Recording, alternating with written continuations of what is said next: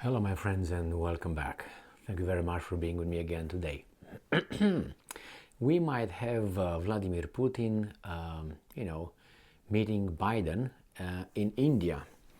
Well, that's three variables. One, Biden is alive by then, Putin is alive by then, and India is still a country. and all right, so that's they supposedly might meet in G20 in India.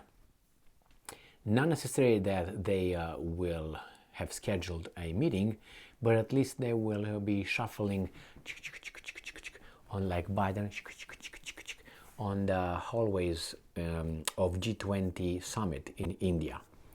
Mr. Modi, the Prime Minister of India, invited Mr. Putin to attend in September. And Putin says duh. Now we'll see if duh is gonna be duh or it's gonna be no. Okay, let's see here.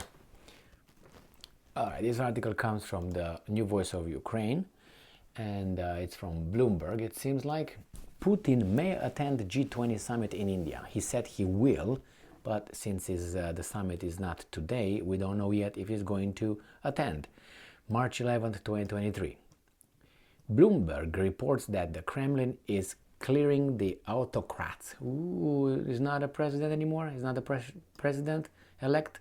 Schedule around the date of the event, citing people familiar with the planning. Putin has skipped the last two G20 summits amidst growing pressure over the war in Ukraine.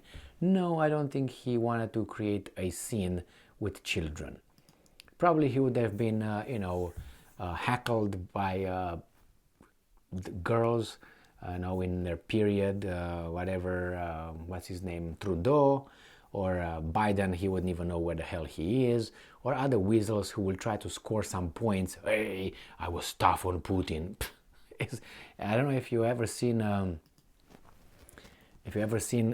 dogs, going around a grizzly bear or a bear, big bear. He just goes around on his thing, and then dogs are and just does like and then they come back and then they come back to the owner with their tails up. Did you like that? No, yeah, and the bear keeps going. That's how it looks to me. So he avoided this kind of infantile display of leadership, of Western leadership. Thank you very much. Putin has skipped the last 220 summits amidst blah blah blah. Sources familiar with Putin's schedule, speaking on condition of anonymity, said that the Kremlin is currently planning for him to attend the next summit, though a final decision has not yet been made. This week, the annual Vladivostok Economic Forum scheduled for the eve of the G20 summit was notably pushed to a week later, and I'm quoting, due to the schedule of international events, end quote. This, according to Bloomberg, would make Putin's trip to India possible. Putin's spokesman, Dmitry Peskov, declined to comment, the outlet wrote. India has formally invited Putin for the G20 summit, Leaders Summit, on September 9 to 10. So he's invited, and the Kremlin has accepted. So where is the BS that they fed me right here? Oh no, I don't want you. No, I don't want you. You know that. Weasel. See here, something says that the final decision has not been made. And we have it here. India formally invited. The Kremlin has accepted. So what's this and what's the other one? So accepted, or the decision was not made? Anyway, previously, before the G20 summit in Bali in November 2022, the Kremlin also refused to provide a clear answer as to whether Putin would attend in person. Eventually, the Russian, we elevated him to dictator, from autocrat to dictator. And the next, if we keep going like this, the next one is going to be president-elect. I think so. Autocrat, dictator, and the next one maybe war criminal, and then it's going to be the president. That's the way I think it goes. According to evidence, refused to participate in the summit at all, even refusing an online appearance. The Kremlin justified this decision with alleged scheduling issues and Putin's need to be in Russia, end quote. Russian Foreign Minister Sergei Lavrov was sent to Bali instead, but he faced a cold reception. I think he didn't give a shit about those guys. He met who he had to meet, and Weasels were just being happy in their little, sandbox with cold reception. I think Lavrov cried a river. The recent G20 foreign ministers meeting held in New Delhi at the beginning of March saw bitter division over Russia's war on Ukraine and ended without a joint communique, as Russia and China blocked the joint statement agreed to at the previous G20 summit in Bali. Now let me, the dictator again. Now let me tell you this. I have another article that I didn't cover, and that was Lavrov talking about this meeting in New Delhi, the G20 meeting. And he said, it's very interesting that the West, that Ukraine was like the, so important, was the most important thing that the whole G20 was scheduled around. It was only about it. But he said, I didn't hear the G20 mentioning, he said, the bombardment of Yugoslavia when it occurred. They didn't care about it. When it was the invasion of Iraq, he said it was not on the agenda. When it was the bombardment of Libya, not on the agenda. But now all of a sudden, this is the most important thing. How come? Well, we know, you know how come, because on those three things belong to the good people's actions, and since they're good people by definition, by default, obviously you should not talk only in stellar, verbiage, semantics, euphemisms, and bull. You know what I mean.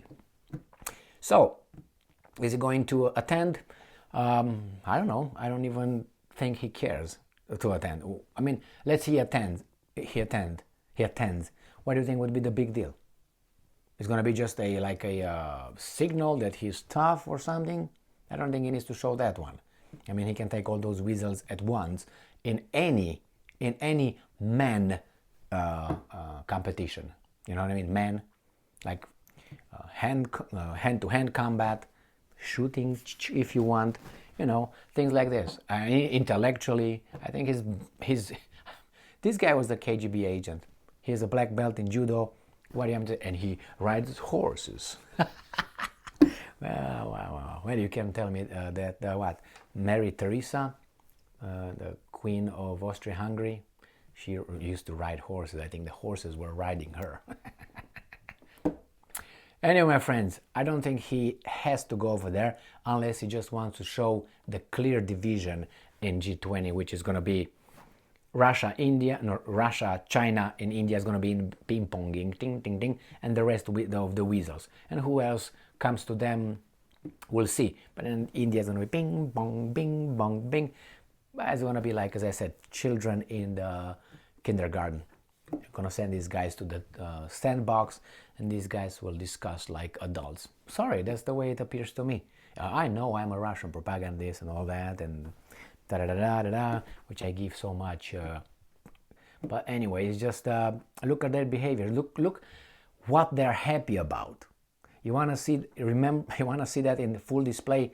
Maybe you don't see it, but since you are here in minute 8:37, I think you will find this funny. Just look in the past when they had a Munich conference, not the last one here, when they meet in Munich. I can't remember what the meeting was, but it was when it was Boris Johnson, it was Trudeau, it was Scholz, so those guys. And when they went over there and started making jokes about Putin, should we take our clothes off, bare-chested, whatever, like Putin, that's the level. This is how they make fun of another guy. You consider that guy a criminal, and these kids this is their level. Look at that, and everybody's laughing, including that, what's her name, von der Leyen, Ursula. Look, you still haven't watched them on video and see how they're all with little, and these are the diplomats, these are the leaders of the world. They are like, they don't respect themselves, and for sure they don't respect you or I. And Biden is like that over there. What's going on here? Is the food coming? time to sleep. The injection, is it? Oh, oh. Thank you very much for being with me again today. Stay strong, stay smart, look for the truth, and be just.